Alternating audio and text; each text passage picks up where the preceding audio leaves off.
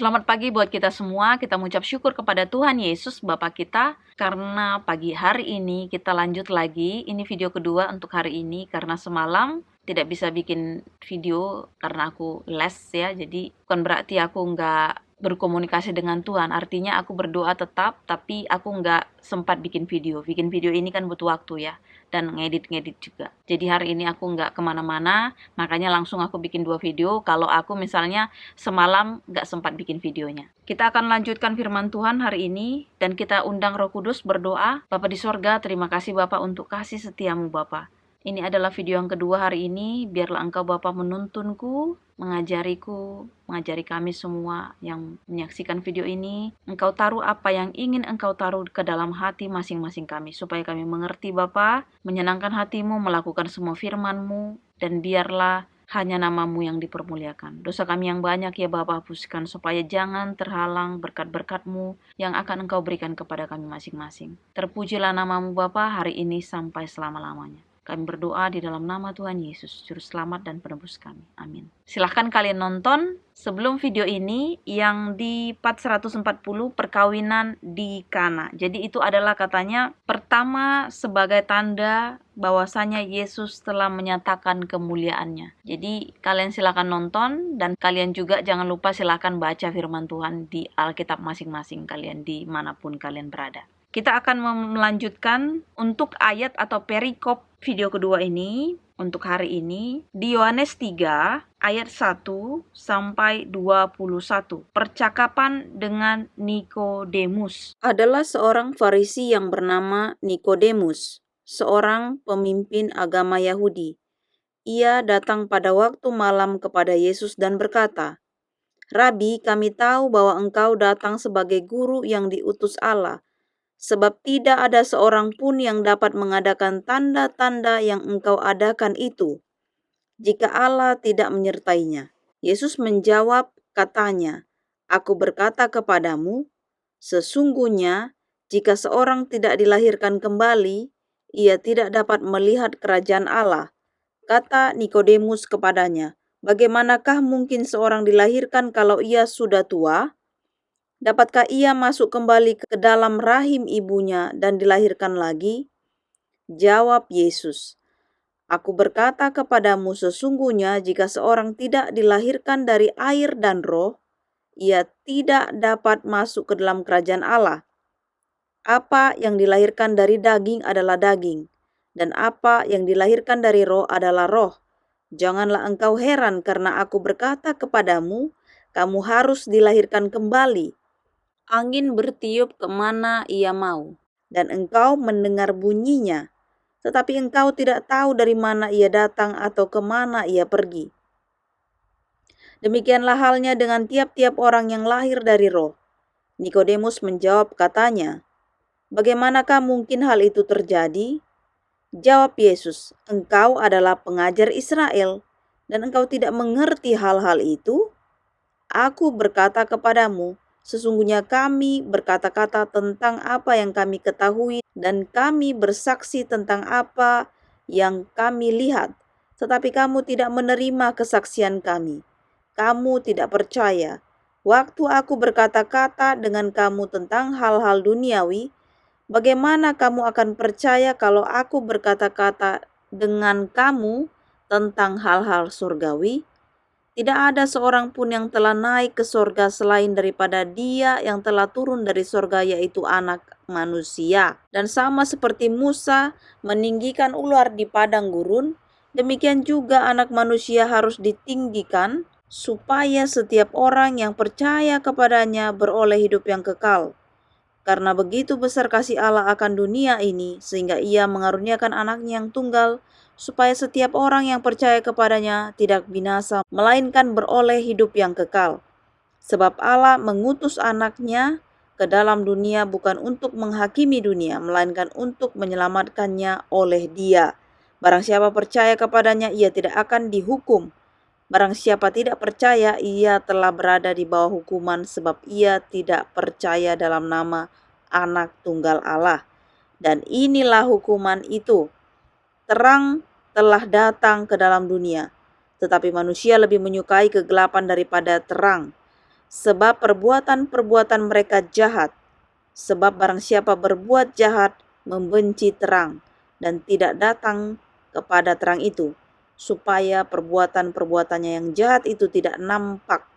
Tetapi barang siapa melakukan yang benar, ia datang kepada terang, supaya menjadi nyata bahwa perbuatan-perbuatannya dilakukan dalam Allah. Jadi di sini ada yang bernama Nikodemus, katanya seorang Farisi. Jadi Nikodemus ini seorang Farisi. Kita tahu seorang Farisi ini adalah guru atau seperti kayak ahli lah. Zaman sekarang kita katakanlah profesor kitab lah ya. Jadi dia itu datang kepada Yesus bertanya. Katanya, "Guru, aku yakin kamu adalah utusan Tuhan, makanya kamu bisa melakukan itu. Kalau kamu melakukan setiap mujizat, kalau Tuhan, Bapa Allah maksudnya, tidak menyetujui atau tidak memberkati, pasti itu nggak akan terjadi." Jadi dia sendiri mengakui hal itu. Kemudian dikatakan Yesus di sini dijawabnya ya, aku baca untuk yang di ayat 2, ia datang pada waktu malam kepada Yesus dan berkata, "Rabi, kamu tahu bahwa engkau datang sebagai guru yang diutus Allah." Dia udah katakan dia adalah diutus Allah. Biasanya orang Farisi bertele-tele, tapi yang ini dia mengakui, sebab tidak ada seorang pun yang dapat mengadakan tanda-tanda yang engkau adakan itu jika Allah tidak menyertainya. Kemudian aku lanjut di ayat 3, Yesus menjawab katanya, "Aku berkata kepadamu, sesungguhnya jika seorang tidak dilahirkan kembali, ia tidak dapat melihat kerajaan Allah." Ya, ini kata Tuhan. Tapi yang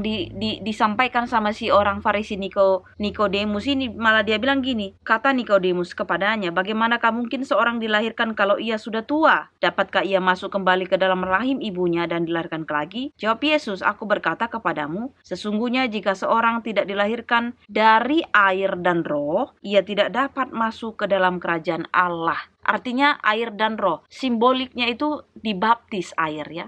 Air itu simbolik kita dibersihkan kita. Karena kita ini adalah kotor dari dosa-dosa yang kita bawa dari nenek moyang kita Adam dan Hawa. Dan juga termasuk dosa-dosa yang kita telah lakukan selama kita hidup. Dan pada saat kita sudah ditenggelamkan ke air, artinya kita sudah dibersihkan, kemudian ditarik lagi. Ibaratnya kan diselamkan baru diangkat lagi. Itu seperti kita sudah mati, terkubur, kemudian kita dibangkitkan kembali. Dan satu hal lagi adalah roh. Bagaimana juga kita disucikan atau seperti dikatakan dibersihkan, dimurnikan melalui roh kita. Jadi bukan hanya kita simbolik kita dibaptis, karena kalau dibaptis secara physically cuman ditenggelamkan, orang pun bisa sendiri gini. Tetapi hal-hal yang lebih penting itu lagi adalah pembersihan, pemurnian melalui roh itu sendiri. Yaitu itu tadi, jiwa kita, diri kita harus benar-benar firman Tuhan kita pegang, kita baca, kita lakukan. Bukan hanya habis dibaptis, habis itu ya udah, kan aku udah selamat, ya udah Tuhan pasti akan memberikan aku surga itu nanti. Artinya ya kalau udah dibaptis sudah pasti masuk surga lah, bukan seperti itu. Pengertiannya adalah dia bilang dia harus dilahirkan dengan air dan roh. Artinya secara roh kita ini juga kita harus perbaiki. Artinya kalau kita dulunya melakukan banyak dosa, ya sekarang setelah habis dibaptis kembali seperti apa? Pertobatan. Nah, pertobatan itu apa? Merimang-rimangi ya, menyesali dosa kita, kemudian minta ampun sama Tuhan dan kita tinggalkan dosa itu. Itu namanya pertobatan. Bukan hanya menyesali apa yang sudah kita lakukan dosa itu, besok ngulang lagi, bukan kayak gitu pertobatan. Jadi pertobatan yang sejati itu adalah penyucian diri kita dari segala sesuatu hal yang tidak disukai Tuhan. Jadi ditinggalkan segala sesuatu hal yang tidak disukai Tuhan. Kemudian kita lanjut lagi, karena ini kan Nikodemus si orang Farisi ini kan tanya jawab sama Tuhan ya. Kemudian setelah Yesus menjelaskan itu, pada saat dia bilang bagaimana mungkin dia secara fisik, gimana kalau udah tua mau masuk lagi ke rahim ibunya. Nah itulah Tuhan sampai bilang di sini, di ayat ini dia bilang ya, jawab Yesus ayat 5, "Aku berkata kepadamu sesungguhnya jika seorang tidak dilahirkan dari air dan roh, ia tidak dapat masuk ke dalam kerajaan Allah. Apa yang dilahirkan dari daging adalah daging." Ini kita daging, kita dilahirkan dari daging, jadi kita daging. Apa yang dilahirkan dari roh dan apa yang dilahirkan dari roh adalah roh. Makanya setelah kita dibaptis, kita harus juga dilahirkan dari roh. Dari apa? Caranya gimana? menerima Yesus sebagai juru selamat, kita sudah dibaptis, dan perbuatan kita juga harus menjadi anak Tuhan, anak Allah, anak yang membawa terang dan garam. Itu maksudnya. Bukan hanya dibaptis habis itu ya udah anak si jahat lagi kita. Karena apa? Perbuatan kita jahat. Jadi jangan sampai bertolak belakang. Kita bilang kita Kristen, kita bilang kita anak Tuhan, kita bilang kita terima Yesus, tapi perbuatan kita iblis. Nah, jangan sampai bertolak ke belakang seperti itu. Kemudian di ayat 7, janganlah engkau heran karena aku berkata kepadamu, kamu harus dilahirkan kembali. Kemudian di sini dikatakan angin bertiup kemana ia mau, dan engkau mendengar bunyinya, tetapi engkau tidak tahu dari mana ia datang atau kemana ia pergi. Demikian halnya dengan tiap-tiap orang yang lahir dari roh. Jadi sama seperti itu. Kalau kita udah dilahirkan dari roh, kita udah menerima Yesus sebagai juru selamat kita, kemudian kita memperbaiki diri kita, hidup kita selama kita hidup. Artinya kita mau dulu ya, dan kita melakukan. Memang dibilang gini, memang susah kalau mengandalkan diri kita itu kita nggak mampu, makanya selalu andalkan Tuhan. Karena Tuhan yang bisa mengubahkan, tapi kita mau dulu. Karena kan kita dikasih free will, kita dikasih kebebasan. Kamu mau pilih aku atau setan. Nah, kalau kamu pilih aku,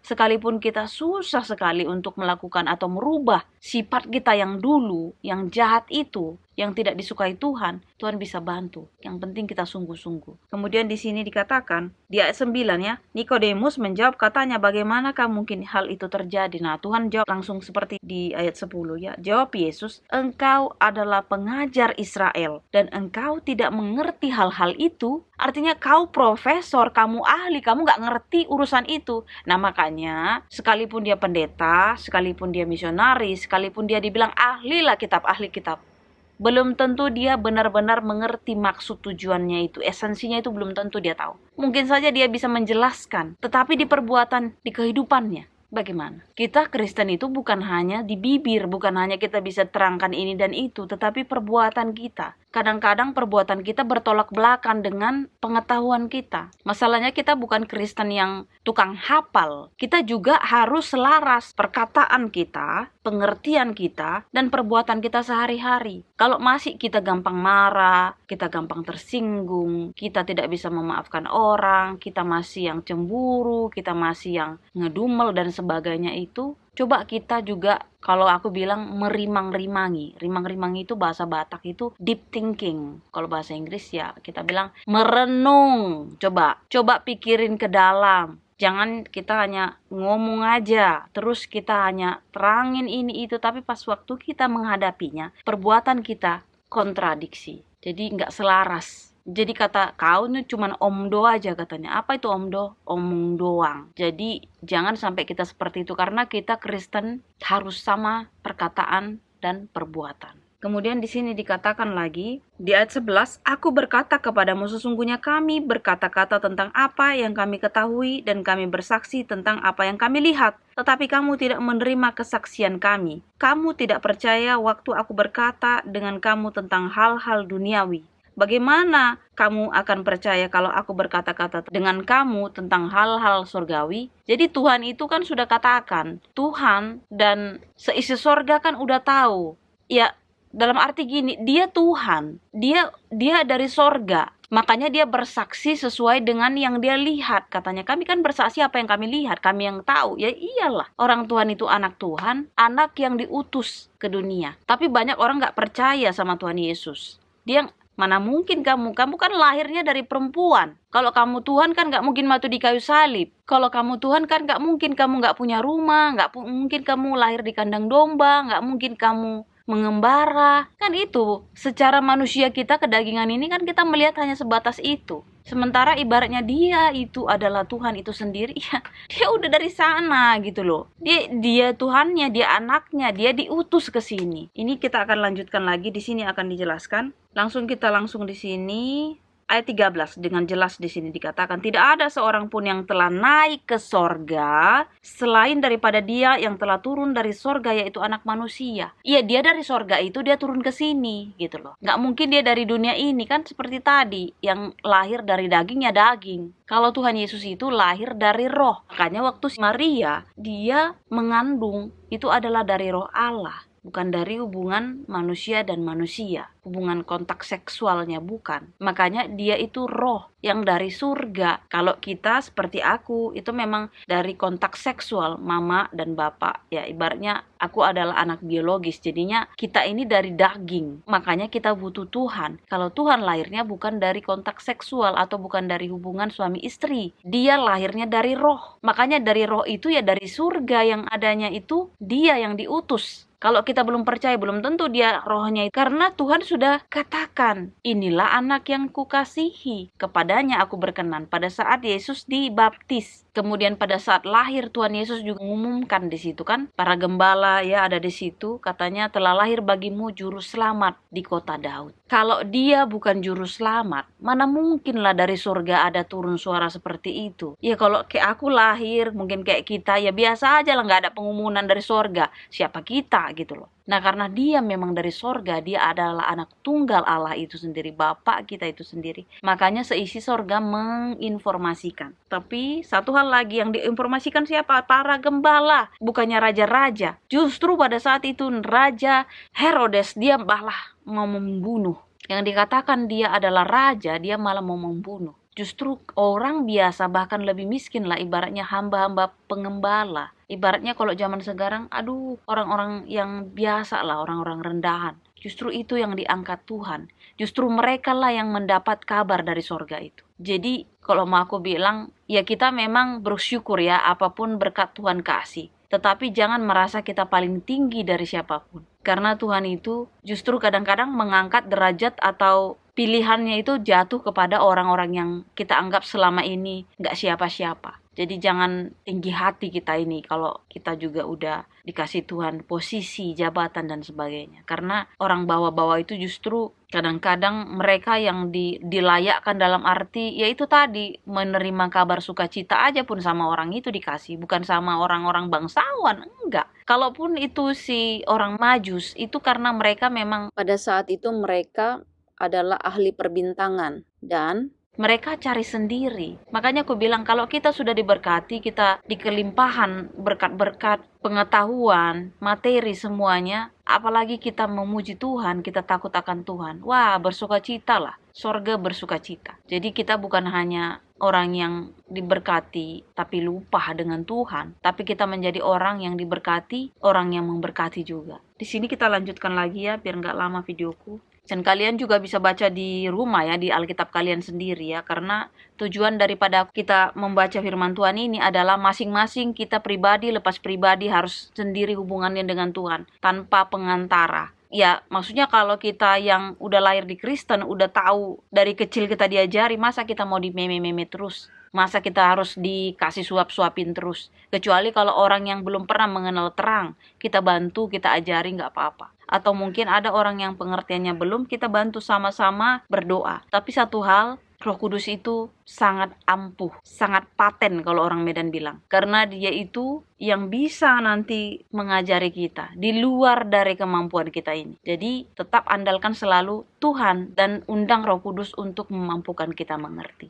Kemudian di ayat yang selanjutnya, katanya di sini, dan sama seperti Musa meninggikan ular di padang gurun, demikian juga anak manusia harus ditinggikan. Ya, jadi pada saat si Musa, kalau ibaratnya dia dipatok ular, ya waktu itu kan ada lagi seperti tulah lah itu ya. Jadi kalau setiap orang yang dipatok ular, jadi dia harus memandang ke yang tongkat si Musa yang ada ularnya itu lambangnya, nanti dia sembuh. Tapi kalau enggak, dia pasti akan mati ya, akan binasa. Dan demikian juga anak manusia harus ditinggikan, supaya setiap orang yang percaya kepadanya beroleh hidup yang kekal. Itu tadi nggak binasa, nggak mati. Terus di sini ayat 16, nah ini ayat yang sudah umum atau sudah mungkin rata-rata orang bisa hafal luar kepala ya. Di ayat 16, karena begitu besar kasih Allah akan dunia ini, sehingga ia telah mengaruniakan anaknya yang tunggal supaya setiap orang yang percaya kepadanya tidak binasa, melainkan beroleh hidup yang kekal.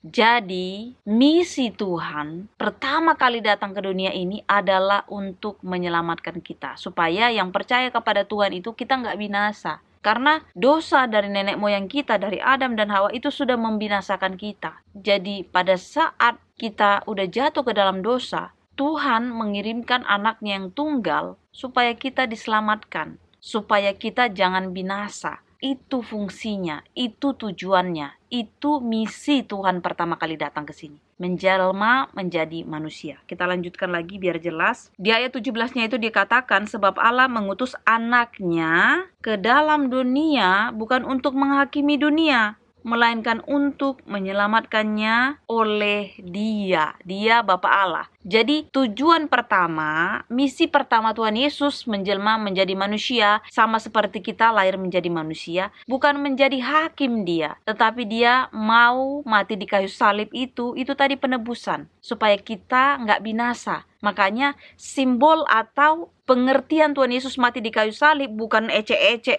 Ngapain Tuhan Yesus mati? Kalau aku baca sering ada komen-komen, dibilangnya Yesus mati di tiang gantungan. Dia nggak ngerti. Fungsinya itu ada untuk menyelamatkan kita orang berdosa ini. Kalau nggak, kita binasa. Kita binasa. Kalau Tuhan Yesus nggak mati pada saat ribuan tahun lalu, aduh, kita binasa. Sampai sekarang kita ya hidup-hidup aja gitu, kayak orang yang nggak ada artinya gitu loh. Tetapi karena Tuhan Yesus mati, membersihkan kita, menyucikan kita. Kita dibayar lunas katanya, sudah lunas. Jadi kalau kita nggak menerima Dia, kita malah mengejek-ngejek gitu, aduh, sayang sekali Anda tidak mengerti ya. Jadi kalau kita mengerti, kita mau mengerti, atau katakanlah dia nggak mengerti, tapi kalau diajari dia mau tahu. Dan satu lagi, hal ini memang sulit kalau memang bagi orang-orang yang sudah ditutupi selubung itu, memang susah ya. Tapi satu hal, kalau memang punya hati, coba aja terima dulu. Nanti Roh Kudus akan memampukan dia mengerti. Karena kalau nggak terima Yesus sebagai juru selamat, sayang sekali, binasa. Karena Tuhan Yesus itu jalannya, karena di situ aja jalannya. Ibaratnya kalau multiple choice, jawabannya cuma di A. Nggak ada pilihan ganda A, B, C, D gitu, nggak ada. Pokoknya jawabannya langsung A. Jadi harus di situ, di luar itu yang nggak ada jalan, binasa. Lanjut lagi ya di sini, di ayat 18. Barang siapa percaya kepadanya, ia tidak akan dihukum. Barang siapa tidak percaya, ia telah berada di bawah hukuman, sebab ia tidak percaya dalam nama Anak Tunggal Allah. Udah jelas banget di sini. Makanya seperti aku bilang tadi, jawabannya itu cuma hanya di A, nggak multiple choice, A, B, C, D, bisa pilihan ganda gitu, nggak. Pokoknya jawabannya di A, harus itu. Di luar itu nggak ada, nggak bisa binasa. Itu aja, simple kan?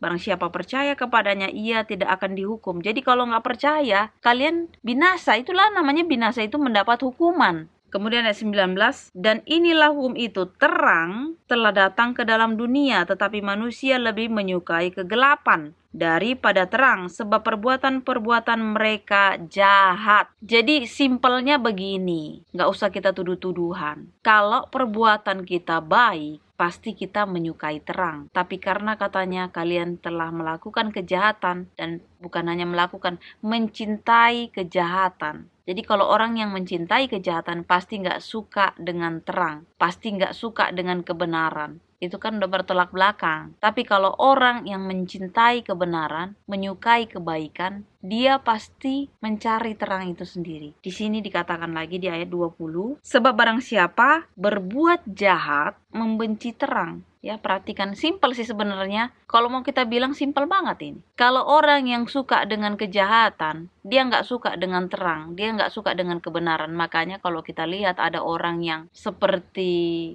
kayak dia komplain ya dengan kebaikan, kebenaran gitu, padahal kita udah lakukan yang baik, tapi malah contohnya kita diusik, malah kita dibilang ini dan itu dan sebagainya. Coba perhatikan dia buat apa. Kalau dia buat sesuatu yang positif, berarti dia memang baik. Tapi kalau biasanya dia nggak suka kebaikan, nggak menyukai kebaikan itu, nggak suka kebenaran itu, perhatikan tingkah lakunya udah pasti bertolak belakang dengan kebaikan itu. Ya, makanya kan di sini jelas, siapa yang berbuat jahat membenci terang. Jadi siapa yang suka kejahatan, mencintai kejahatan, dia pasti membenci terang dan tidak datang kepada terang itu. Makanya di sini dikatakan dia udah membenci terang, bahkan dia pun gak mau ke situ, ke tempat terang itu. Gak mau tahu. Artinya kalau kita udah jelaskan, dia kayak tutup kuping. Tapi kalau dia ngomong, maunya dia didengerin terus. Nah, itulah. Kalau yang dia katakan kebenaran sih nggak apa-apa. Nah, masalahnya dia mengundang orang supaya jadi jahat. Terus di sini dikatakan lagi, aku ulang lagi ya, sebab barang siapa berbuat jahat, membenci terang dan tidak datang kepada terang itu, supaya perbuatan-perbuatan yang jahat itu tidak nampak. Nah, setiap orang yang suka dengan kejahatan, yang suka dengan kelaliman, dia bakalan gak mau ke terang. Kenapa? Karena setiap dia nanti masuk ke terang, dia mau dibenarkan, perbuatan dia akan nampak, akan kelihatan dia. Boroknya ibaratnya akan kelihatan. Makanya dia mungkin akan marah-marah. Makanya dia mungkin akan mengusahakan supaya dia melindungi dirinya dari orang yang mau melihat kejahatan yang dia buat itu. Kalau dia benar-benar terang, ini di sini lagi ya, di ayat terakhir, tetapi barang siapa melakukan yang benar ya, bukan yang baik di sini dikatakan, yang benar. Karena kalau yang baik belum tentu benar, tapi kalau yang benar pasti baik. Tetapi barang siapa melakukan yang benar, ia datang kepada terang, supaya menjadi nyata bahwa perbuatan-perbuatannya dilakukan dalam Allah. Jadi udah jelas perbuatan baik dan benar itu sudah pasti di dalam Allah, di dalam Tuhan. Perbuatan yang jahat, yang tidak baik itu pasti berasal dari si jahat, si setan. Makanya kalau sudah orang jahat, dia nggak suka masuk ke dalam lingkungan yang benar karena dia nanti nampak kejahatannya, kelihatan. Dia harus berusaha nutupin gitu. Tetapi pada saat kalau kita mau, sekali lagi aku bilang, aku bukan orang yang sempurna, aku bukan orang yang selalu benar, aku banyak melakukan dosa, banyak kekurangan, banyaklah. Tapi seperti aku bilang, kalau kita sudah mau dimurnikan atau seperti tadi dibaptis dengan air dan roh, ya, dimurnikan dengan roh. Setelah kita menerima Yesus sebagai juru selamat, kita melakukan dosa. Ingat pertobatan itu ada. Itulah kita masuk ke dalam penyucian roh. Jadi kita menyesali dosa kita yang udah kita lakukan yang dulu-dulu itu, kita minta ampun sama Tuhan. Tuhan, sucikan aku dengan roh-Mu. Dan kita disucikan dengan air, disucikan dengan roh, kemudian kita nggak mengulang lagi perbuatan yang jahat itu. Itulah namanya dibilang pertobatan yang sejati. Kita meninggalkan dosa-dosa kita yang lama. Dan jangan kompromi lagi, jangan ulang lagi. Seperti aku bilang, bagaimana caranya supaya kita bisa meninggalkan dosa itu? Jawabannya cuma hanya firman Tuhan. Baca, doa, minta tuntunan Roh Kudus. Jangan capek-capek. Kalaupun seperti aku bilang, aku nggak sempat bikin video. Tapi jangan sangka, aku bangun pagi itu selalu doa dulu, mengucap syukur. Karena seperti aku bilang sekarang, aku hidup itu bukan karena kuat hebatku. Siapa aku? Enggak. Karena Tuhan yang memampukan aku. Kasih karunia-Nya itu. Jadi kalau udah ngomong kayak gitu, ini udah pasti air mata ini. Jadi cuman dia aja lah. Makanya bagi kita ini cari dia lah. Pribadi lepas pribadi. Kenapa aku juga bilang pribadi lepas pribadi? Karena selama ini kita lahir di Kristen, kita datang ke gereja, kita bilang, oh ini baik banget ya, khotbahnya, oh ini begini, oh gini. Tapi pada saat kita pulang ke rumah, kadang-kadang kita kayak lupa dengan firman itu. Kadang-kadang kita lupa dengan mujizat-mujizat itu semua. Jadi kalau kita hidupi, seperti tadi aku bilang, kita udah dibaptis. Gereja sudah membantu kita untuk membaptiskan kita melalui air, diselamkan. Dan melalui roh, kita sendiri yang harus cari. Kita sendiri harus cari terang. Kita sendiri harus datang ke terang. Kalau kita nggak datang, terang itu nggak mau datang menghampiri kita. Orang kita nolak, ada terang di situ, kita nolak pergi. Bagaimana? Nah, kalau misalnya kita sudah dibaptis, artinya kita sudah punya basic. Kalau kita apalagi lahir kayak aku Kristen, dari kecil kita udah lahir di Kristen. Udah diajari setiap hari Sabat, selalu sekolah Sabat, ya, baca firman. Kalau aku nggak buka sampai sekarang ini, aku bisa aja jadinya liar, aku hidup nggak karu-karuan. Tetapi Tuhan menangkap aku lagi, Dia ingatkan aku. Makanya sekarang Roh Tuhan itu lebih besar, Dia ubahkan semuanya, Dia berikan semuanya sesuai dengan kehendak Dia. Makanya aku sekarang sehat, aku hidup, diberikan Tuhan kesempatan mengabarkan Injil seperti ini. Ini bukan karena kuat hebatku loh. Itu kemuliaan hanya bagi nama Tuhan Yesus saja. Dan Dia memampukan aku mengerti setiap firman yang aku baca. Dan bukan hanya ngerti aja ya, maksudnya di dalam kehidupan kalau menghadapi masalah, Tuhan ini bagaimana? Tuhan kasih tahu, Tuhan ajari, begini anakku, gini. Nanti aku baru bisa, oh oke, mengerti. Terima kasih ya Bapak, gitu. Kalau lagi ngedumel, lagi ada masalah yang sebenarnya kadang-kadang masalah itu bukan itu segalanya lah. Tuhan segalanya. Tapi kalau kita mengandalkan daging, kayaknya masalah itu menghimpit kita sampai nggak bergerak kita. Padahal sebenarnya kalau kita sadari, ini akan berlalu. Yang pasti aku nggak pernah mau berlalu dari Tuhan. Itu aja jawabannya. Kalau kita udah punya pegangan seperti itu, mau kita sakit, mau kita hidup, mau kita mati, mau dapat berkat atau enggak. Karena ingat, berkat Tuhan itu hanya menunggu waktunya Tuhan ya. Karena kalau kita minta sekarang, belum saatnya, ternyata kejadiannya berbeda. Makanya yakin aja, waktunya Tuhan pasti yang terbaik. Waktunya Tuhan pasti mendatangkan kebaikan, kesejahteraan, kedamaian. Waktu kita belum tentu baik. Tapi bukan berarti, oh ya udahlah tunggu aja lah. Waktu Tuhan kan pasti yang terbaik, tapi nggak ngapa-ngapain. Nah itu yang salah. Itu sama seperti Nikodemus ini. Bagaimana kalau mau lahir kembali katanya? Kalau dia udah tua masa mau masuk lagi ke rahim? Nah itu pemikirannya yang salah. Dibilang Tuhan sampai kan kau guru bagi orang Israel, kok kau nggak ngerti di situ kata Tuhan. Makanya sekelas orang yang kita lihat pintar pun belum tentu dia menghidupi firman itu. Masalahnya kita ini adalah anak Tuhan yang harus juga melakukan firman Tuhan. Firman Tuhan itu kita lakukan, itu bertumbuh loh di sini. Bertumbuh dia nanti buah-buahnya akan manis. Dan kalau udah berbuah, Roh Kudus bekerjanya itu nggak main-main lah. Kalau aku mau bilang itu nggak main-main.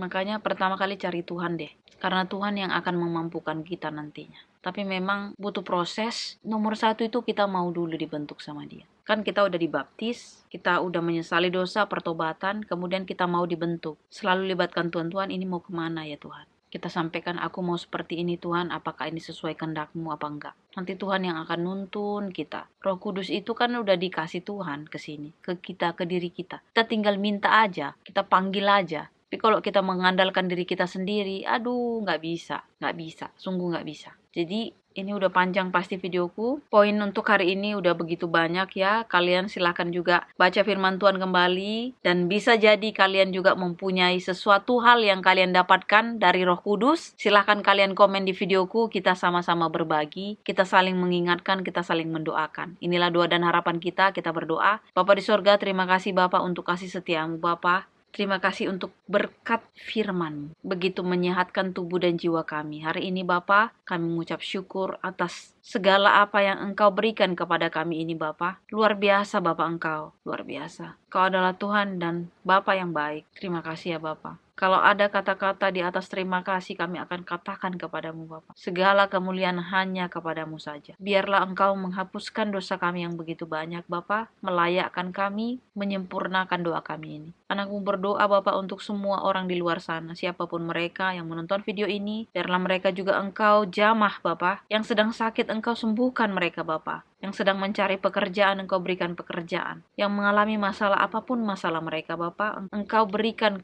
solusi. Engkau buka jalan keluarnya Bapa, supaya mereka menyelesaikan masalah mereka, supaya mereka melihat terang-Mu dan selalu berada di terang itu. Sepanjang hari ini Bapa, kami serahkan ke dalam tangan-Mu. Tangan-Mu lah yang menuntun kami ya Bapa. Hari ini sampai selama-lamanya. Di dalam nama Tuhan Yesus kami berdoa dan mengucap syukur. Amin. Terima kasih sudah menonton video ini. Jangan lupa di like, subscribe, dan di share. Kalau kalian setelah baca firman Tuhan, kalian mempunyai penglihatan atau apapun itu, silakan kalian komen. Kita saling berbagi, saling menguatkan, saling mendoakan. Tuhan Yesus memberkati. Amin.